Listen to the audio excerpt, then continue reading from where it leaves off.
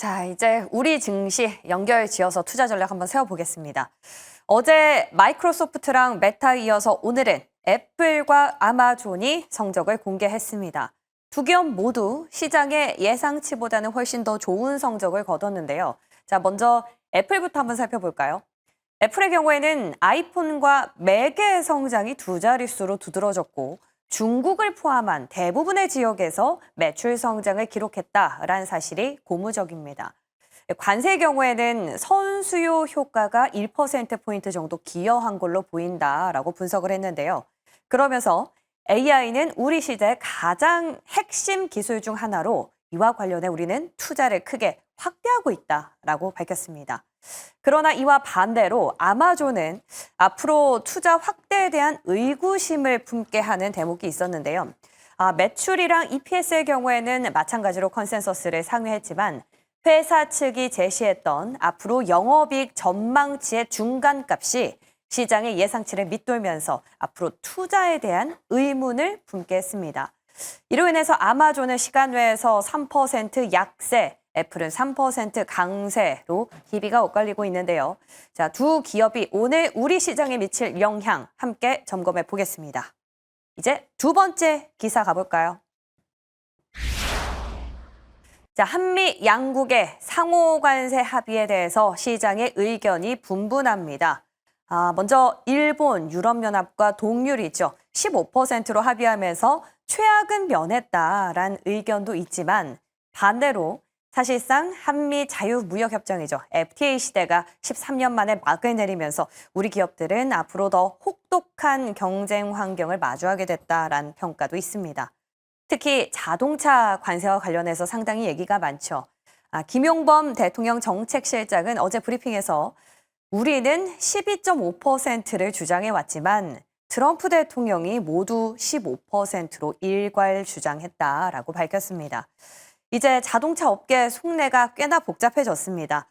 현대차그룹은 일본이나 유럽과 비교했을 때 관세 우위가 사라지면서 앞으로 가격 경쟁에 어려움을 겪을 것이다 라는 관측이 많은데요. 이뿐만 아닙니다. 제조업도 전반적으로 한미 FTA 혜택이 사라지면서 이제는 다른 국가들과 우리가 계급장을 떼고 경쟁해야 하는 상황이 된 건데요. 이에 따라서 앞으로는 AI나 스마트 공장 등을 활용해서 이 혁신 기술을 적용해 최대한 비용은 줄이고 이익은 늘리는 방향으로 전환해야 한다라는 업계 목소리가 높아지고 있습니다. 당장 눈앞에 놓인 과제에 오늘 시장의 반응은 어떨지 산업별로 점검해 보겠습니다. 끝으로 마지막 기사입니다. 어제 기재부가 2025년 세제 개편안을 확정했습니다. 내년부터 법인세율이 과세 구간별로 1%포인트씩 오르게 됐죠. 이에 따라서 최저 10%에서 최고 25% 세율이 적용되고 증권거래세 역시도 현재 0.15%에서 0.2%까지 상승합니다. 그리고 주식을 팔 때 양도소득세를 내는 대주주의 기준도 종목당 보유금액 50억에서 10억 원으로 강화되는데요. 전임 윤석열 정부가 시행한 감세 정책 대부분을 이전 수준으로 되돌려서 5년 동안 35조 원 규모의 세수를 확보하기로 결정했습니다. 자, 어제 기재부가 이렇게 세제 개편안을 확정한 건데요. 어느 정도 예상했던 바라 시장 충격은 크지 않을 것이다 라는 관측도 있었지만 일부 기업들은 벌써 어제 넥스트레이드에서 급락이 나오기도 했습니다. 이에 대한 시장 영향까지도 오늘 총 점검해 보겠습니다.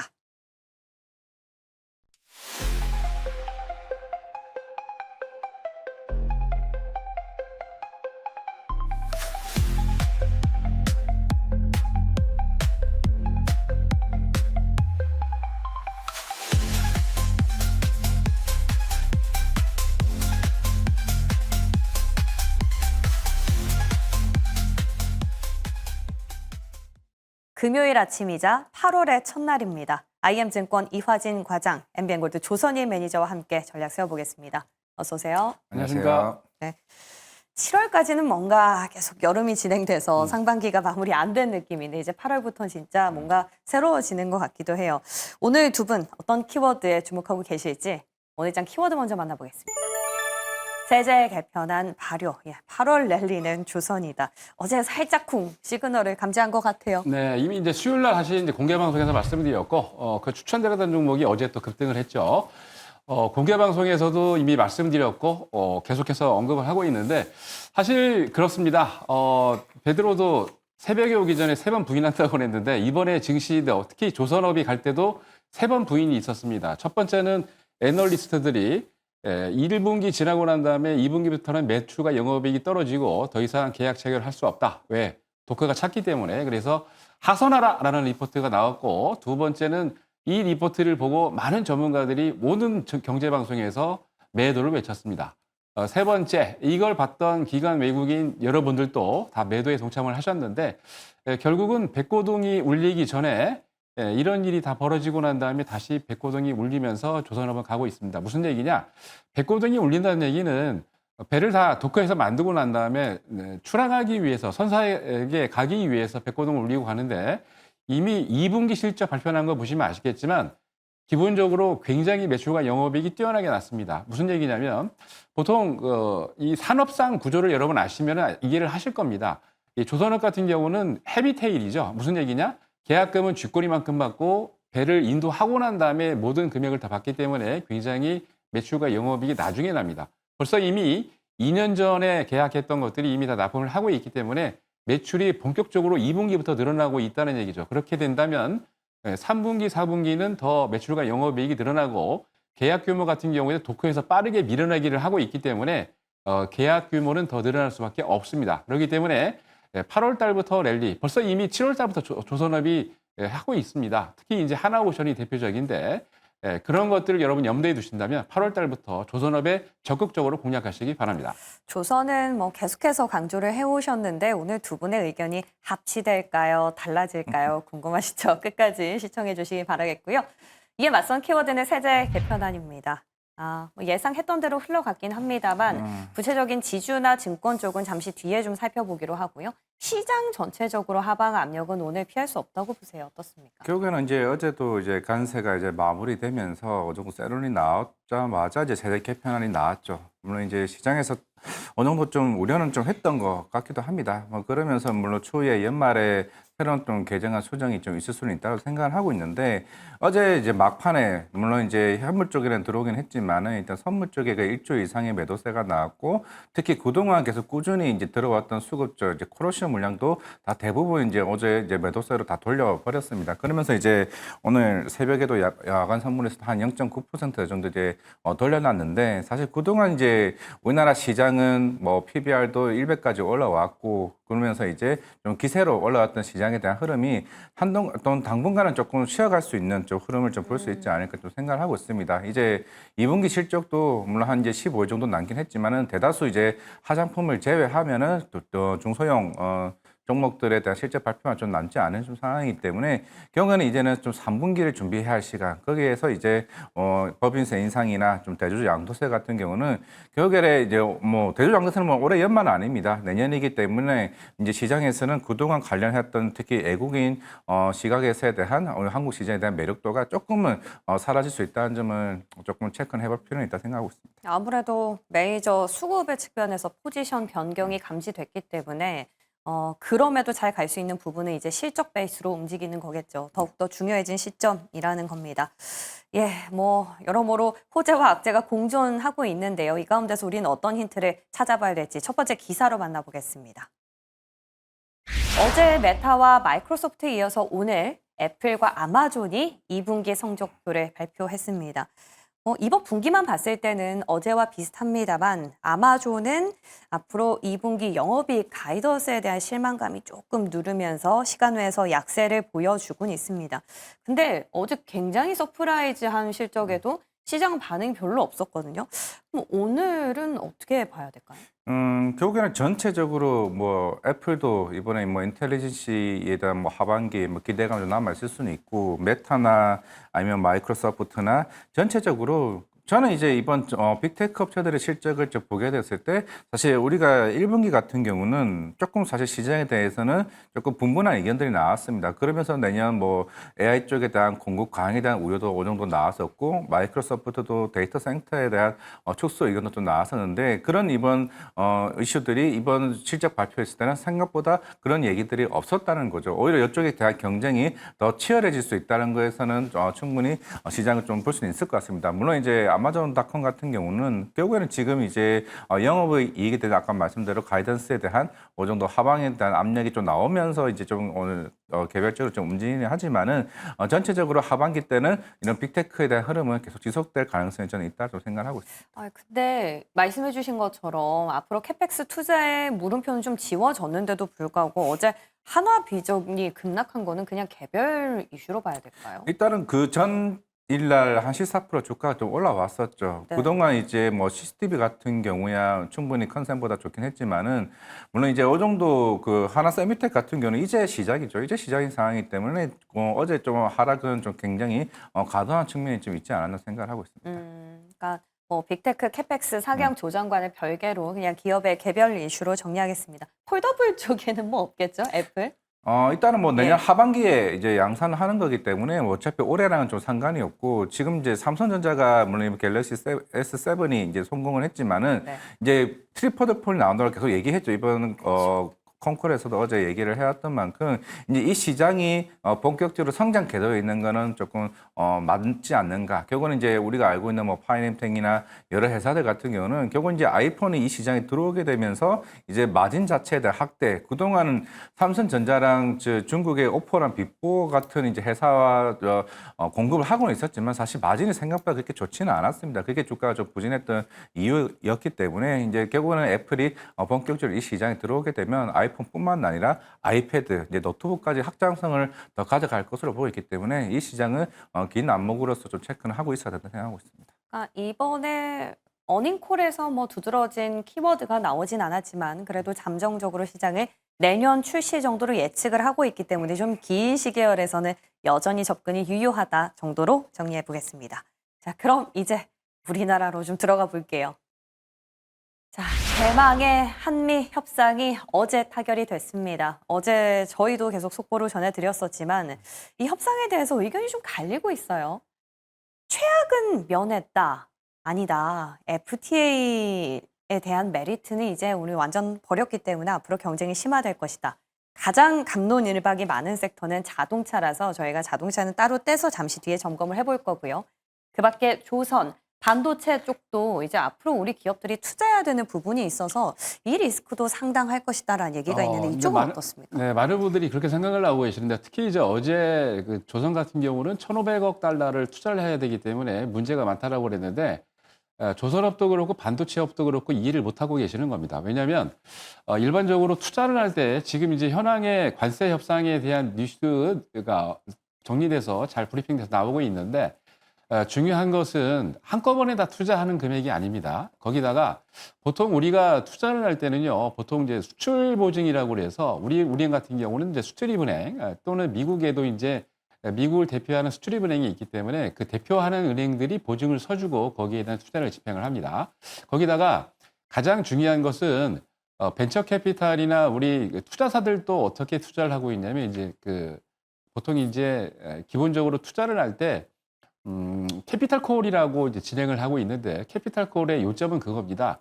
투자를 할 때 내 돈을 가지고 투자를 하는 게 아니고 뭐 엄청나게 투자 금액이 많은 벤처 VC나 또는 투자사들 같은 경우는 그렇게 하고 있습니다만 일반적으로 투자를 할 때 어떻게 하냐면 나도 조금 소규모로 투자를 하지만 이거를 투자를 하고 싶은 큰 손들을 모집을 합니다. 그래서 그 큰 손들의 돈을 투자 비용을 다 모은 다음에 보통 이제 프로세스가 보면은 VC 같은 경우에도 시드머니 A, C, A, B, C로 나누는데 각 단계마다 조금씩 투자를 하게 되는 거죠. 마찬가지입니다. 이번에 반도체도 그렇고 특히 조선업이 1,500억 달러를 투자를 하기 때문에 큰일 났다. 이 조달 비용을 어떻게 할 것인가라고 감론을박이 많은데 걱정할 일이 하나도 없다는 얘기죠. 왜?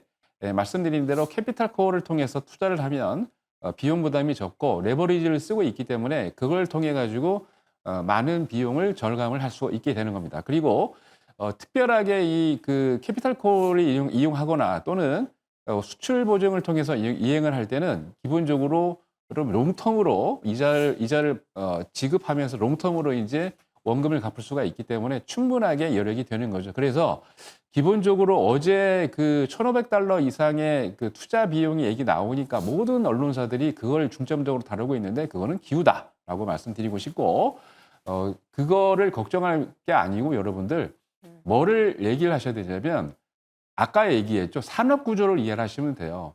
그러니까 롱테일 구조이기 때문에 헤비테일 구조이기 때문에 이미 벌써 2분기 때 매출과 영업이익이 엄청나게 올라왔다는 얘기는 앞으로 매출과 벌써 이제 2년치가 다 빠져나갔다는 얘기이기 때문에 앞으로 매출과 영업은 더 올라갈 수밖에 없습니다. 네, 조선과 반도체는 일단 긍정적이다라는 분석이었는데 자동차도 그럴까요? 잠시 뒤에 점검해 보겠습니다. 이제 마지막 기사입니다. 드디어 정부가 올해 세제 개편안을 확정 지었습니다. 법인세, 증권거래세, 주식 양도세 모두 시장에서 소문이 돌던 대로 그 기준이 그대로 나왔어요. 그렇기 때문에 매를 이미 맞아서 괜찮을 것이다라는 의견도 있던데 지주나 증권 조금 세부적으로 섹터 영향 어떻게 보세요? 일단은 뭐 지주사 같은 경우는 최근에 뭐 KB금융이 이제 실적 발표를 하면서 얘기를 했죠. 뭐 올해 주주하는 정책과 관련해서 한 8천억 정도에 대한 주주하는 책을 어느 정도 제시를 했고, 그리고 내년 같은 경우는 한 1,900 정도 얘기를 했습니다. 이제 시장에서 사실 기대를 하는 거는 이게 우리가 예상했던 것보다 훨씬 높은 이제 주주하는 정책을 항상 늘 기대하면서 주가가 좀 올라왔었고, 특히 금융주 같은 경우는 특히나 이제 금리 인하 시기와 금리 인상 시기에 따라서 실적에 대한 베이스가 완전 다르죠. 일반 이제 은행주들 같은 경우는 특히 이자 수익이 한 60, 70%를 차지하고 미이자 수익이 한 40%가 됩니다. 물론 이제 여기서 현 정권에서 지금 계속 얘기를 하고 있는 게 그 대출 금리에 대한 압박을 계속 주고 있죠. 그러면서 예대 마진을 이제 점차적으로 축소시키길 원합니다. 그럼 당연히 이자 수익은 줄어들겠죠. 줄어들게 되면 어떻게 됩니까? 결국 이제 향후에 이제 그런 환원 정책도 더 낮아질 수밖에 없는 거죠. 주주 환원 정책도. 그러면 거기에 따른 이제 나중에 향후에 대한 컨센 자체가 저는 바뀔 수 있다고 좀 생각을 하고 있고, 대신 증권주들 같은 경우는 일단은 거래 대금이 계속 늘어나고 있습니다. 특히나 금리 인하가 계속 이제 내려가는 이제 궤도에 계속 올라가게 되면은 당연히 이제 거래 대금뿐만 아니라 이제 신용 이자 수익도 이제 덩달아 같이 좀 올라가는 측면이 있고, 특히나 이런 시기에는 IPO 수요도 굉장히 커지게 됩니다. 그러면서 이제 실적에 대한 개선세가 더 커지는 이제 측면이 있는 상황이기 때문에 일단 금융 지주를 보더라도 증권사를 보유하고 있는 아니면 증권사 비중이 높은 이제 금융 지주를 좀 따로 떼어봐야 된다는 좀 생각을 하고 있는 상황이기 때문에 저는 이제 기존에 있는 지주와 이제 아니면은 이제 증권주들 같은 경우는 조금 차별화는 될 필요는 있다 생각을 하고 있습니다.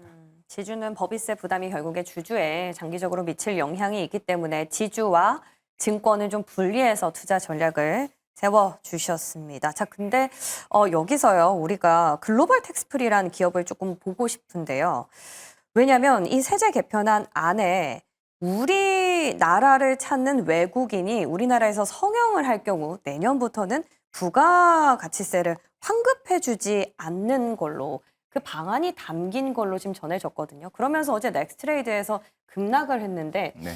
이 부분은 어떻게 보세요? 일단 글로벌 텍스프리는 타격이 클 수밖에 없고, 물론 이제 미용기기 업체들은 그런 영향은 좀 제한적일 겁니다. 물론 어제 여러 이제 애널리스트 코멘트도 이제 시장에서 나왔고, 지금 이제 한글세와 관련해서는 추후에라도 수정을 좀 할 필요는 있다고 얘기는 하고는 있는데, 일단은 지금 우리나라 전체 한글세 비중에서 거의 한 20%가 그 성형 이제 미용기기 쪽으로 실적이 좀 나오는 측면이 있는 상황이기 때문에 당연히 글로벌 텍스프리 같은 경우는 사실 펀더멘털에 약간 미스가 날 수밖에 없겠죠. 아마 어제 한 28%까지 빠지는 모습을 봤는데 오늘 시장에서는 영향이 미칠 수밖에 없고, 그러면 오늘 이제 미용기기와 관련된 주식들도 빠질 수 있느냐? 저는 이게 만약 빠지게 되면 오히려 저는 기회라 좀 생각을 하고 있고, 우리가 해외에 있는 뭐 중국이나 해외 외국인들이 우리나라를 왔을 때 한글세에 영향이 미쳐서 한국에 오냐? 저는 그러지 않다라 좀 생각을 하고 있거든요. 그런 측면에서는 오히려 미용기기 같은 경우는 영향은 제한적이기 때문에 오늘 만약에 급락이 나오게 되면 미용기기는 기회일 수는 있는데, 글로벌 텍스프리 같은 경우는 실제적으로 정책에 대한 수정이 바뀌지 않게 되면은 그러면 실적에서 거의 한 20%가 완전 미스나는 거기 때문에 올해는 아니겠지만은 내년에 대한 가이던스는 어느 정도 축소될 가능성이 좀 있다고 생각을 하고 있습니다. 글로벌 텍스프리와 미용기기도 역시나 또 다른 결에서 봐야 된다라는 팁을 주셨습니다. 네, 한번 잘 참고해 보시고요. 이제 본격적으로 섹터 점검 들어가 보겠습니다. 오늘 확인해가는 첫 번째 섹터는 반도체와 자동차인데요. 두 분 다 상당히 긍정적으로 의견 주셨습니다. 예, 자동차 마찬가지로 앞서 조선이나 반도체 같은 결일까요? 네, 약간 좀 아쉬운 면이 좀 없지 않아 있습니다. 왜냐하면 이제 반도체, 그 자동차 관세를 물 때 EU와 일본 같은 경우는 이미 우리나라는 무관세였지만 FTA 체결해서 근데 일본과 EU 같은 경우는 2.5% 관세가 부과되고 있었죠. 거기다가 기본적으로 이제 25% 4월 3일부터 25% 외국차에 대해서 관세가 붙었기 때문에 미국과 일본과 유럽 같은 경우는 27.5%였고 우리나라는 25%였습니다. 중요한 건 뭐냐면 이번에 FTA를 사결하면서 우리 측에서 요구하는 똑같은 15%가 아니라 2.5%를 빼야 되기 때문에 12.5%라고 계속 강조를 했는데 이게 안 먹혀드는 거죠. 좀 안타까운 면이 없지 않아 있습니다. 근데 중요한 거는 그동안에 우리가 어드밴티지가 2.5%의 가성비가 있었는데 이 가성비가 없어졌다는 거. 그리고 관세를 15% 물면은 한 1년에 전반적으로 따져보니까 한 50억 달러 정도, 한 6조 한 9천억 정도가 추가적으로 비용이 발생할 것으로 예상을 하고 있습니다. 근데 중요한 거는 가장 우려를 하고 있는 게 미국 내에서 지금 만들고 있는 비중, 그러니까 자동차를 매출을 올리고 있는 자동차의 퍼센티지를 확인해 보면 일본 같은 경우는 전체적으로 미국 내에서 50% 정도를 만들고 있고 우리나라는 전체 매출의 40% 정도를 미국에서 생산을 하고 있는데 이 비율을 앞으로 더 늘려야 된다는 얘기죠. 그래서 이게 첫 번째 과제고 두 번째는 사실 이거 단가가 2.5% 정도 이제 원래 가격 대비 가성비가 없어졌기 때문에 이 가성비를 맞추기 위해서 미국 내나 또는 우리나라 내에서도 지금 현재 200개가 넘는 부품사들과 다 조사를 하면서 지금 내부적으로 현대차나 기아차 내에서 미국 내에서 판매할 수 있는 부품 구조를 지금 바꾸고 있습니다. 그렇기 때문에 체질 개선을 통해서 지금 주어졌던 50억 달러의 미스 그리고 말씀드렸던 2.5%의 그동안 어드밴티지를 체질 개선으로 충분히 이길 수 있다고 저는 생각을 하고 있고 그리고 대규모 투자를 통해 가지고 지금 미국 내에 공장을 또 현대차 기아가 짓고 있기 때문에 그렇게 된다면 제가 보기에 개별적으로 미국 내에서 세제 개편을 받을 수가 있습니다. 그렇게 된다면 오히려 지금의 악재가 여러분들 걱정하는 거에서 벗어나서 호재가 될 수 있다고 생각을 하고 있기 때문에 중장기적으로는 저는 긍정이라고 생각을 합니다. 네. 대내외적으로 조금 경쟁력을 잃을 수 있다라는 얘기도 있습니다. 그래서 그런지 정강 후 야구로 어제 좀 빠졌었는데 어쨌거나 기회로 삼자라는 조선일 매니저의 개인적인 또 의견이었고요. 이에 맞서는 반도체 의견도 궁금합니다. 뭐 반도체는 얘기할 게 많은데 일단 삼성전자 어제 컨콜 어떻게 보셨는지 궁금하고 여기서 HBM 파운드리 큰손 공급도 논의되고 있다라는 기사도 있었어요. 결국에는 이제 뭐 삼성전자는 이제 예상했던 것처럼 이제 확실히 파운드리 쪽의 기조 자체가 일단은 상반기 대비해서는 좀 굉장히 좀 달라진 좀 톤이 좀 나왔던 것 같습니다. 확실히 지금 기존의 자체 삼성전자 내 이제 휴대폰에 대한 이제 뭐 파운드리는 올해부터 이제 본격적으로 시작이 됐고 물론 이제 테슬라 쪽에 추가적인 도조2 칩제에 대한 소진 모멘텀도 있긴 하겠지만은 이제 퀄컴이나 이제 다른 이제 빅테크 업체들의 수요도 저는 굉장히 클 걸로 보고 있습니다. 물론 이제 올해 상반기에 들어갔던 닌텐도 이제 2도 아마 이제 하반기 때부터 실적으로 좀 반영될 것으로 보고 있기 때문에 적어도 이제 2조 아랫단 적자폭을 이제 본격적으로 치어내는 가능성이 좀 굉장히 커지게 되면은 확실히 이제 오늘 뭐 골드만삭스에서도 리포트가 나왔죠. 굉장히 목표가를 크게 올렸습니다. 그게 84,000원까지 올렸죠.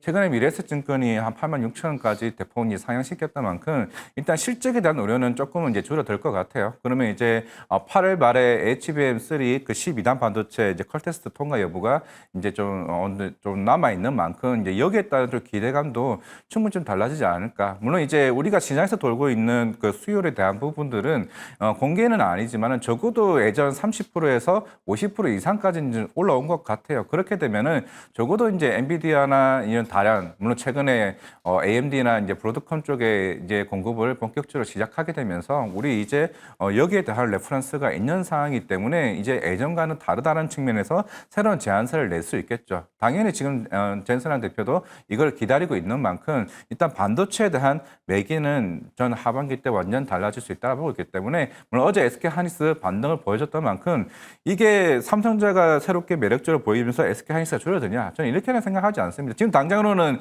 이렇게 왔다리 갔다리 할 수도 있겠지만은 이번 빅테크 실적을 보게 됐을 때 실제적으로 아직까지는 적어도 내년까지는 이제 캐펙스 투자에 대한 본격화가 더 커지기 때문에 실적에 대한 우려는 없을 것 같다고 생각하고 있습니다. 모처럼 다 해소돼가고 있는 삼성전자입니다. 그런 얘기가 있더라고요.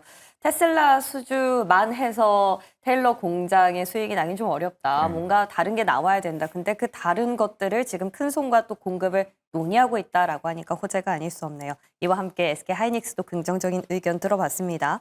자, 이제 다음 섹터 점검해 보겠습니다. 조선 세모가 나왔고요. 엔터 오랜만입니다. 어제 관세가 사실 다 해결돼서 이제 관세 무풍지대에 대한 얘기는 안 나올 줄 알았는데 오히려 확정이 되고 나니까 더 나왔어요. 엔터 뭐 그렇다면 일시적으로 움직인 걸까? 근데 또 실적이랑 맞물려 있으니까 실적 생각 안 할 수가 없거든요. 그렇죠. 실적이 엄청 좋아지고 있습니다. 아. 사실 이제 엔터 기업들이 작년 같은 경우 실적이 굉장히 안 좋았죠. 근데 2, 4분기 때 발표할 내용들을 보니까 특히 이제 제가 관심을 갖는 기업은 JYP인데 JYP가 4대 엔터 중에 가장 실적이 좋습니다. 2, 4분기 때. 내용을 보니까 이제 그러니까 가장 좋은 실적 발표를 유준한 리포트가 많이 나오긴 했는데 그중에 이제 좀 좋게 보는 리포트, 그러니까 거의 대부분 좋게 보고 있는데 그중에 가장 좋게 보고 있는 리포트를 보면은 매출이 전년 대비 한 119% 증가한 2,100억 정도, 영업이익 같은 경우에도 무려 410% 작년 대비 급증한 한 467억 정도 예상을 하고 있습니다. 전반적으로 왜 이렇게 그 매출이 좋은지 하고 분석을 해보니까 스트레이키즈가 그동안 남미나 일본 그리고 북미 통해 가지고 한 23회 정도 콘서트를 했습니다. 근데 이게 109만 명 누적 그 관객이 109만 명이었는데 어마어마한 수치를 올리고 있어요. 왜냐하면 MD 매출이나 콘서트로 한 160억 정도를 예상을 했었는데 234억으로 무려 70억 이상이 상향됐고요.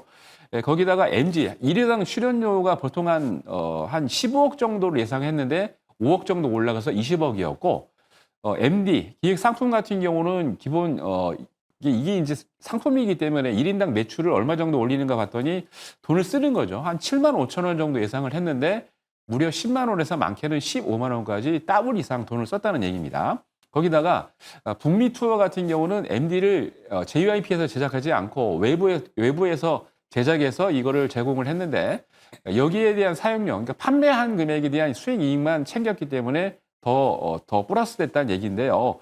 앞으로 3분기 이후에 월드 투어가 많이 늘어나고 있기 때문에 3분기 이상 매출이 훨씬 더 좋아질 것으로 예상을 하고 있습니다. 거기다가 엔터사 중에 4대 엔터사 중에 그 퍼 비율이 굉장히 낮다라고 보는데 내년 예상 퍼 같은 경우는 한 18.6배로 이렇게 예상을 하고 있는데요. 어제 종가 대비 퍼를 확인해 보니까 하이브는 와 대단합니다. 현재 206배입니다. 퍼가. 그리고 YG는 68배. 그리고 그 SM 같은 경우 좀 적더라고요. 12.3배였는데 공통적으로 봤을 때 지금 퍼가 적기 때문에 매출과 영업이익이 늘어나면서 퍼가 올라간다면 오히려 더 엔터 기업들의 매출 규모와 함께 수익이 더 늘어날 수 있는 그리고 주가가 올라갈 수 있는 이런 구조이기 때문에 엔터들 잘 여러분 관심 있게 지켜보시기 바랍니다. 밸류에 대한 매력도가 있는 JYP 엔터를 엔터 안에서 선호주로 꼽아주셨습니다. 끝으론 조선인데요. 네. 조선 두 분이 결국에 의견이 갈렸습니다. 앞서 우리 조서희 매니저께서는 조선주들 앞으로 일감이 늘어날 것이다라는 얘기들 계속 해주고 계시고 우리 이화진 과장께서는 일본과 나눠 먹기를 할 수도 있다라는 가능성 우리가 잊어서는 안 된다라는 조언을 해주셨던 걸로 기억을 하거든요. 네. 어찌하여 오늘은 세모입니까? 조선에 대한 뭐 펀더멘탈에 대한 우려는 없습니다. 이제 그거는 이제 그거고 이제 아까 헤비테일 얘기하셨는데 보통 헤비테일은 마지막에 계약을 이제 실제로 매출의 한 60%를 받게 되죠. 그러면서 이제 시장에서 항상 얘기가 나오는 게 저성가 물량들이 이제 본격적으로 다 해소가 되고 고성가 물량들이 들어오게 되면서 실제 계산세가 본격적으로 드러난다. 이게 한 예를 들어볼까요? 실리콘투가 있었어요. 엔비디아가 있습니다. 작년 1분기 때 어떤 이슈가 나왔냐? 실리콘트가 직접 발표를 했는데 컨센보다 2배 이상 나오면서 그 이후에 주가가 5배가 올라갔습니다. 그러면서 올해 상반기에 주가 조정이 나왔죠. 그 이유가 뭐냐면은 실적은 좋았어요. 계속 좋았습니다. 좋았는데 이게 성장이 열로 갔다가 어느 정도 안정화 단계에 올라오기 시작했다는 거죠. 실제로 현대중공업도 작년 대비 올해 컨센 자체가 영업이익이 2배 성장입니다. 그리고 이제 올해 1분기, 2분기 때 4,300억이었고 1분기 때 2분기가 4,600억이었어요. 이제 어느 정도 펀더멘탈한 실적으로 계속 영업이익은 올라오고 있는데 이제 3분기, 4분기 때는 사실 어느 정도 실적에 대해서 우리가 이제 그 성장률 자체가 어느 정도 안정화되는다는 거죠. 이게 물론 이것도 추후에는 계단형 형식으로 올라갈 수는 있다라 보고 있는데 제가 이게 세모라고 얘기를 하는 거는 좀 단기적인 조정은 나올 수 있다는 거죠. 펀더멘탈은 이미 시장에서는 저는 반영이 됐다고 생각하고 있고 여기서 최근에 마스가 프로젝트가 나오면서 이제 미국과 관련된 LNG 관련된 이슈가 나오면서 이게 한 가지 관련된 프리미엄이 좀 붙었다는 좀 생각을 하고 있습니다. 이제 실적 발표 끝났죠. 어제 한국조선해양 이제 콩콜에서 얘기를 나왔다시피 이런 마스가 프로젝트나 아니면 군산 MR로 관련해서 어떠한 멘트도 하지 않았습니다. 물론 이거는 실제적으로 10년, 20년 정도의 계획이 있는 사업이기 때문에 지금 당장에 이거를 주가에 대입시키기에는 조금은 이제 어느 정도 차익 실현이 나올 시기가 좀 된 상황이기 때문에 신규 진입은 조금은 조심스럽다고 생각을 하고 있고 물론 대다수의 애널리스트나 대부분의 전문가들이 얘기를 하는 건 당연히 맞습니다. 3분기 실적 더 좋아질 거예요. 좋아질 건데 여기서 엄청난 영업이익률이 15%, 20% 가지는 않는다는 거. 원래 조선주도 같은 경우는 영업이익률이 한 5%, 3% 정도 수준입니다. 지금 현대미포조선도 그렇고 현대중공업도 10% 이상 영업이익률까지 올라왔다는 거죠. 그러면 여기서 조선주가 더 가기 위해서는 15%, 20% 영업률이 나와줘야 시장에서 여기에 대한 수급들을 더 끌어당길 수 있다는 측면이기 때문에 그런 측면에서는 조금은 이제 단기 조정은 나오되 추 이후에 대한 새로운 모멘텀이 나왔을 때 또 한 번 주도 섹터는 나올 수 있다는 점 말씀드리겠습니다. 제가 하나 추가적으로 반론을 하면요. 네. 8월 26일 날 MSCI 지수 편입이 있지 않습니까?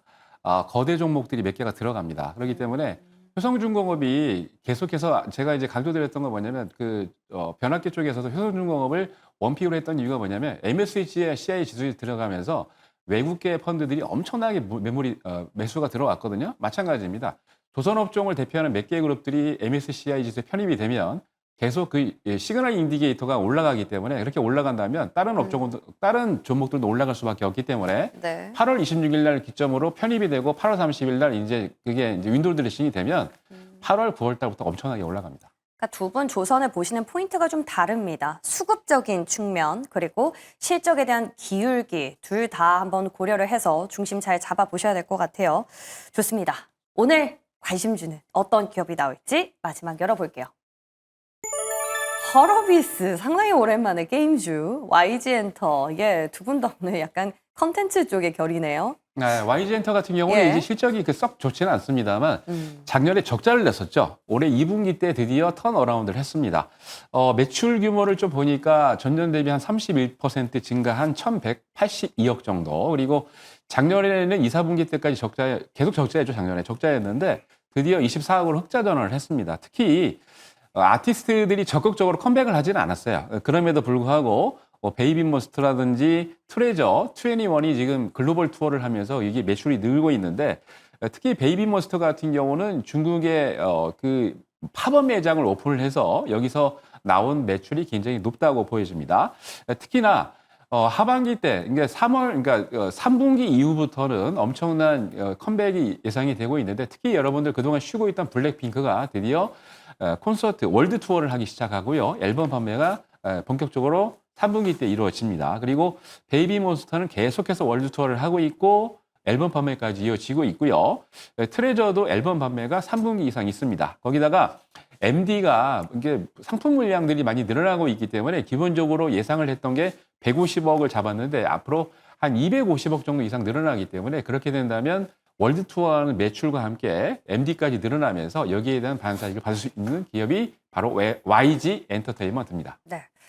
펄어비스도 실적 기대감입니까? 아니요, 실적 안 나올 겁니다. 지금 당장에 펄어비스가 실적이 잘 나올 수 있는 모멘텀은 없고요. 네.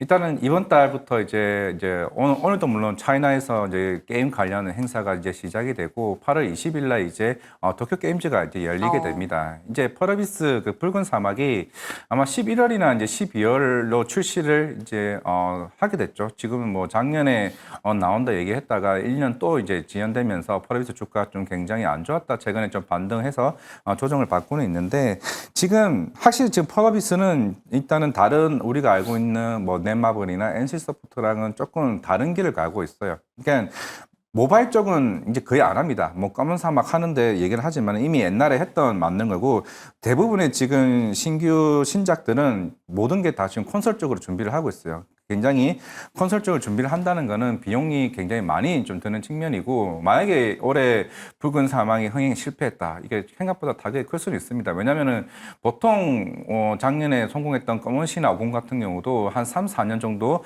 개발 기간이 걸렸다면은 펄어비스 붉은 사막은 실제로 지금 5년이 거의 넘는 좀 상황이 돼버렸죠. 그런 만큼 이번에 흥행이 좀 굉장히 좀 잘 나와야 되는 측면이 있는 상황이고 그만큼 이제 게임주들 같은 경우는 이런 도쿄 게임즈나 아니면 지스타나 이제 여러 가지 행사에서 굉장히 중요합니다. 죄송합니다. 저 도쿄 게임즈가 아니네요. 독일에서 열리는 게임스컴입니다.